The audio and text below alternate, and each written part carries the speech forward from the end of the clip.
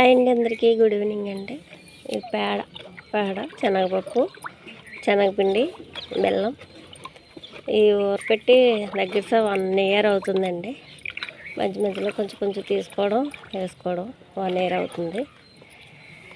ఇవైతే చూసారా కాయగూరలన్నీ ఇలా మురక పెట్టాను నీటిలో.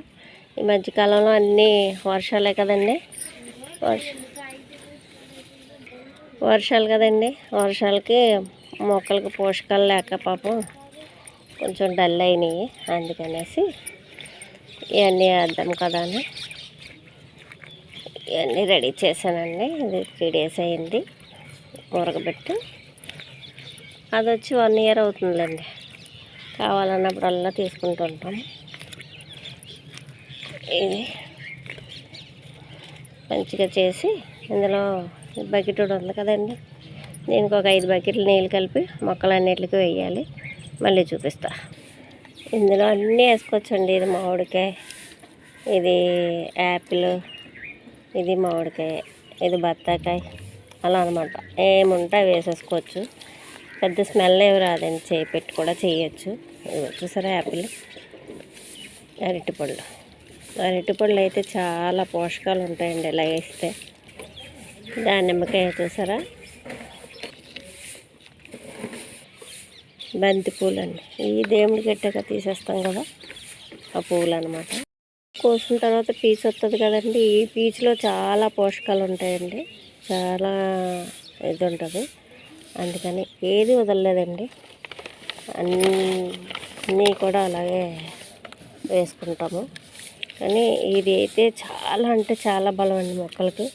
ఇది కాలీఫ్లవర్, ఇది అలా వేస్తుంటాను నేను. చూసారా అలా పిండేసి చూడండి. ఇవన్నీ అయినాయి. పేడ నీళ్ళు తీసుకొచ్చాను, అక్కడ వేసేస్తున్నాను.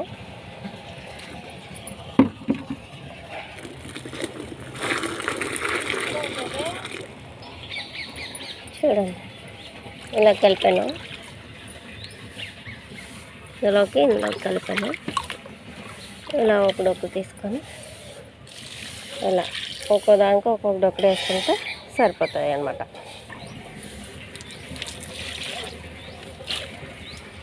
తడి ఉంది కదా, పోలేదు కదా, ఇలా వేసుకోవాలండి. బాగా డల్ అయిపోయినాయి వర్షానికి అన్నీ.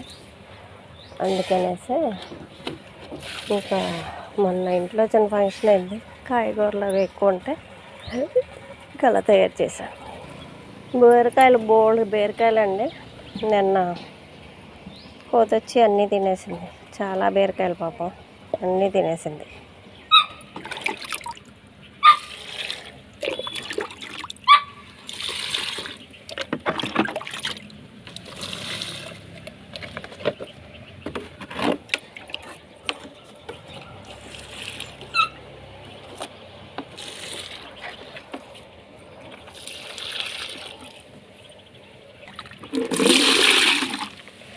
ఇలా వేసుకోవడం.